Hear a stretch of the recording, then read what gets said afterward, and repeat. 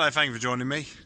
We're still walking along the old railway line to Cheadle, and we're only about 30 odd yards away from where we finished our last video. Our last video literally finished behind those houses. Well, we're out the back, we were out the front. There seems to be this funny little bit of footpath that comes down here to this palisade fence, which the footpath literally ends here. As you can see, it goes nowhere. So even though I was only just over there half an hour ago, I've had to do a mile-long walk all the way around the houses to get to this point where there seems to be this dead-end footpath. The railway station, Cheadle railway station, was just there. Where that coniferous tree is, you may just be able to make out the station master's house behind it. We're now we've done the detour, we're on the track bed proper. We're gonna explore, start our walk along the old track bed to the main line. So this would have been the area just outside the station. Now I'm thinking, if they ever wanted to reopen the railway to Cheadle, they don't need to demolish all those houses. They could just have a station here. There's plenty of room, you know, for a track and a platform.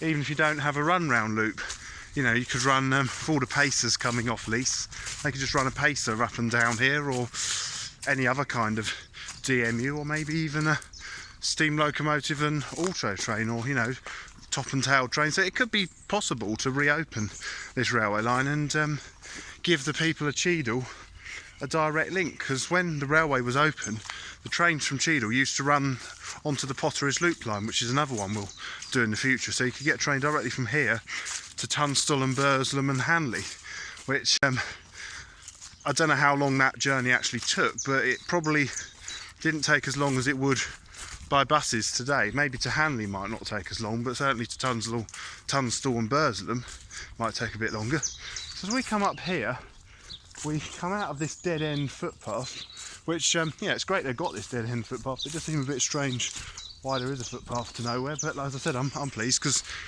it meant I can complete as much of the railway as possible. If I wanted to do literally all of it, I would have had to have walked through someone's lounge and kitchen, which I don't know if they would have been best pleased about, but I think I can live without not doing that bit. So we come down here. Now here is the site of a rather unusual junction, because when the line first opened, it went through a tunnel. What I'll show you, because if you look in the distance, just over there, you can see there's a big ridge, a big hill. So the original route was taken a shorter route through a tunnel through that hill. Unfortunately, there was problems with that tunnel from pretty much the word go. It collapsed a few times, so they decided in LMS days, in 1933, they built this deviation. So the original line would have gone that way, probably where those houses are.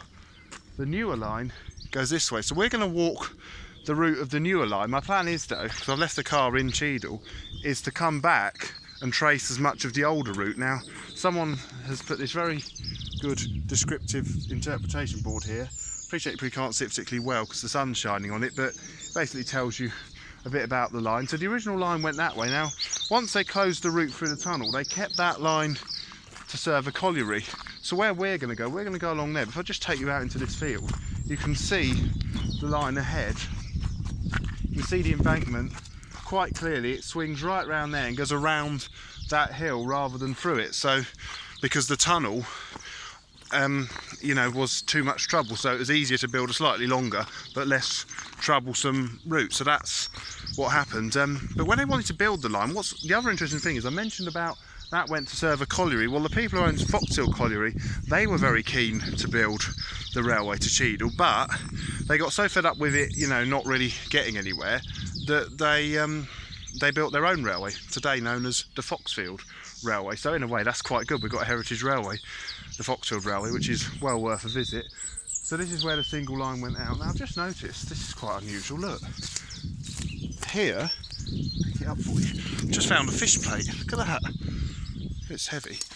See that? Found a fish plate left over from when there was a railway here. So that's pretty amazing. Find a bit of something to do with the track still in situ. So what I'm going to do now, I'm going to walk along the railway that way. I'll point out the interesting features to show you, and then the plan is we're going to go that way, but I appreciate I can't walk along quite the original route, but come along as much of it as we can. So from the junction on the old and new routes to Cheadle, that way looks towards Cheadle, this way and that way went towards the main line. Thank you very much for watching, and goodbye.